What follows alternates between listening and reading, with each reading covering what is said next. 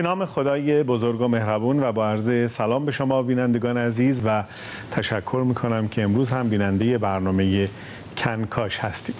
بیش از 10 سال هست که هر سال مقام معظم رهبری هر سال رو با یک عنوان نامگذاری میکنن تا در اون سال توجهات بیش از پیش به اون موضوع جلب بشه و حرکت‌ها حول اون محور صورت بگیره. اما این 4مین سالیه که به طور متوالی نامگذاری‌های هر سال با عناوین اقتصادی صورت میگیره. حقیقتاً میشد امسال رو خیلی عناوین مختلفی براش انتخاب کرد تو حوزه‌های بین الملل، سیاست خارجی، امنیت داخلی، چه میدونم موضوعات مختلف فرهنگی، اجتماعی، سیاسی. چرا امسال هم نامگذاری سال نامگذاری اقتصادیه و اون هم با عنوان تولید ملی به نظر شما؟ چرا از اسمگذاری اقتصادی ترسیدی؟ کسی که با تو کار نداره. حکایت همون یارو است که یخچالو باز کرد دید ژله توش داره میلرزه، گفت نترس اومدم خیار بخورم. مقام عظما اسمگذاری رو کردن که یه سری دیگر رو گول بزنن. تو گول خوردی؟ مرحوم بابوی همیشه میفرمودن بزن بهادر. عرض میکردم بله، میفرمودن که مشنگه اسم بچه‌شو گذاشت رستم، بعد خودش ازش میترسید.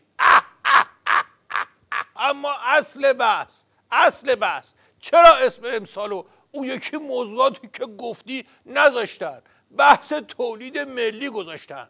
یه سری میگن اسمگذاری تولید ملی به درخواست برادران چینی بوده، کاری نداریم. ولی از این سوالات که چرا اسم سال رو از وضعیت بین المللی و امنیتی و از این حرفا انتخاب نکردن، یه حقیقتی معلوم میشه. در مورد تو اسم این برنامه رو نباید میذاشتن کنکاش، باید میذاشتن منقاش، چون بایستی که با منقاش از تو یه سوال درست حسابی کشید بیرون با اون مغز پسته‌ایت. سوال قطع بود، شاید هم میذاشتن خفاش که به ریختت هم بیشتر بخوره، یا اوباش که به اون برای بچه اتاق فرمان برگرده، یا بزباش که اقلا یه آبگوشتی باشه اینجا درست حسابی بخوریم، یا کلاش که آقا مجتبی هم راضی بشه. به هر حال علت این که از موضوعات بین المللی و امنیتی و اتمی و تحریم و حرفا نذاشتن اینه که مثل تو یکی مغز چیز نخوردن مقام عظما. خیلی وضعیتمون تو اون زمین ها خوبه، خودمونم بیشتر بادش بزنیم. به قول اون فیلسوف بزرگ خیلی معطریم، دم بادم بشینیم. خجالت هم خوب چیزیه. آقای دکتر، مؤلفه های اصلی حمایت از تولید ملی به نظر شما چه مؤلفه هایی هستند و اگه بخوایم این پارادایم رو بر اقتصاد کشورمون حاکم بکنیم به چه نکات اصلی به نظر شما باید توجه بکنیم؟ تعادل تو حفظ کن نخوری زمین. پارادایم راه ننداز اینجا واسه من. ناچس من میدونم تو چی کاره ای. همین یک کلمه قلم به سلمانم که از قبل از ضبط داشتی حفظ میکردی و تمرین میکردی، الان که گفتی حالا باید 2 روز بری مرخصی استعلاجی بگیری تا حنجرت و ریهات یه خورده استراحت کنن. خیلی متشکر. بریم بخش با مخاطبان امروز جام جم رو ببینیم آقای علیزاده چه پیام‌هایی رو از بینندگان محترم برنامه کنکاش جام جم دارن و بینندگان ما چه سوالاتی از میهمان محترم برنامه پرسیدن. آقای علیزاده سلام، در خدمت شما هستم. خیلی ممنون و متشکرم از جناب عالی، جناب آقای دکتر حیدری و خدمت بزرگوار حاضر در استودیو هم عرض سلام و ادب احترام دارم.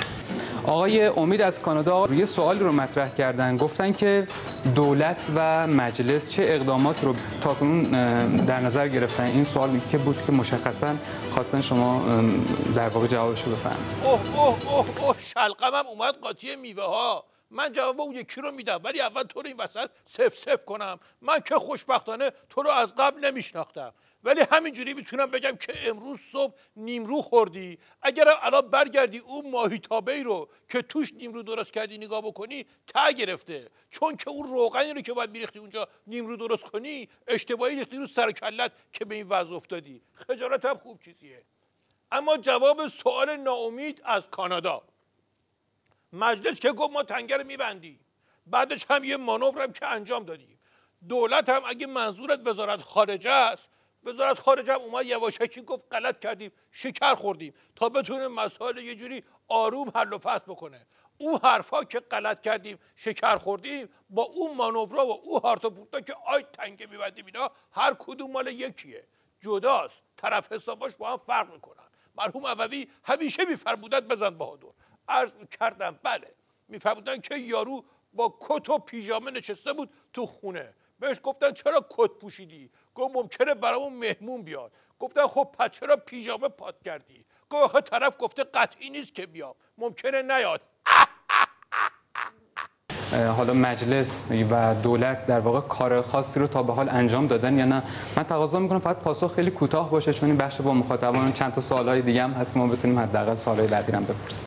من که جواب تو رو نمیدم. اون استاد چیه که حالا تو که شاگرد شوفر این هستی چی باشی؟ فهمیدی یا نه؟ اگه یه روزی رفتی تو پارک سمت کفتره و گنجشگاه دیدی هیچ کدوم بلند نشدن، فکر نکن خیلی دوستت دارن، به خاطر اینه که آدم ثابت نکردن. منم آدم ثابت نمیکنم. جواب به همین یکی میگم.